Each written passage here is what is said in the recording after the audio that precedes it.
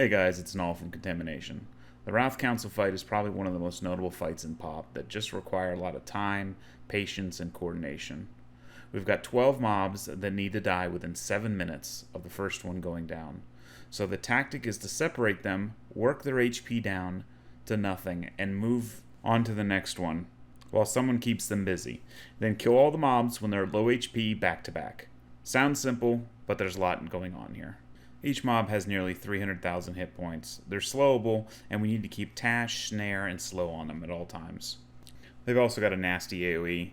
It hits for a K, applies a curse-based dot, and slows melee. And if that wasn't fun enough, they can either triple or quad for up to 3,000 damage. They typically don't hit for that much every swing, but it can happen. The good part is, once they get low HP, somewhere between 10 and 15%, they actually start hitting for less damage. Now, there's two types of councilmen. We have the chill ones that can be mezzed, and the ones without chill, who don't know how to sit still and need to be babysat. Since they have no chill, they cannot be mezzed. For that reason, we're going to need 5 groups. This is composed of a tank, a healer, and someone that can cast root. They're going to be summon tanking them over and over, but I'll get into that in a minute. Alright, so here we are at the party with all the chill guys and the non-chill guys. It's pretty hard to tell all these chads apart. They got the same name and they wear the same clothes. But lucky for us, they have assigned seats. Being as there's 12 of them, people usually compare their positioning to the hands on the clock. North being where 12 is.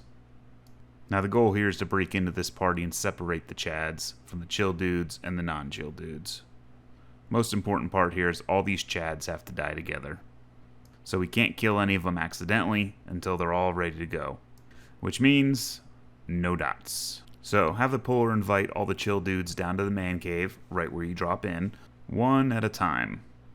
As each one gets there, the entire raid beats him down until he gets to 5%, debuffs them, then keeps them mezzed all the way in the back of the cave. Keeping them in the back of the cave is pretty important because they're going to be mezzed there for probably 20 minutes or more. And each time they get mezzed, they're going to get pushed a little.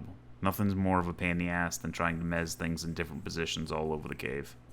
Additionally, it's extremely important that the mezz is reapplied before it breaks. The reason being is, as soon as one breaks, AoE Fiesta and bye-bye go chanters. For that reason, it's recommended that all the chanters have double rune, and we keep 1 to 2 priest classes to babysit, keep them topped off, and remove the curse whenever that occurs. If multiple mezzes break at the same time, the chads win, and nobody wants that. Again, each of them will be pulled one at a time. The raid will beat them down to 5%. Then you'll have an off-tank step in, taunt it. A healer will babysit him, and then they're going to keep it rooted. Backing up over and over, you'll get summoned. You hit them, and you keep backing up. It minimizes the amount of melee swings you take, reduces the amount of healing needed. This same process is repeated over and over.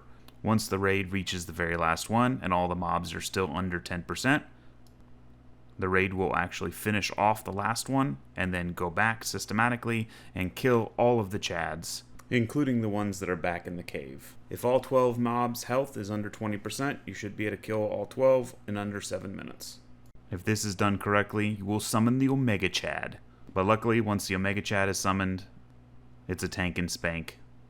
He isn't part of the 7-minute timer. Chad works on his own time. Destroy Omega Chad. Get your final hail and get ready for time, boys.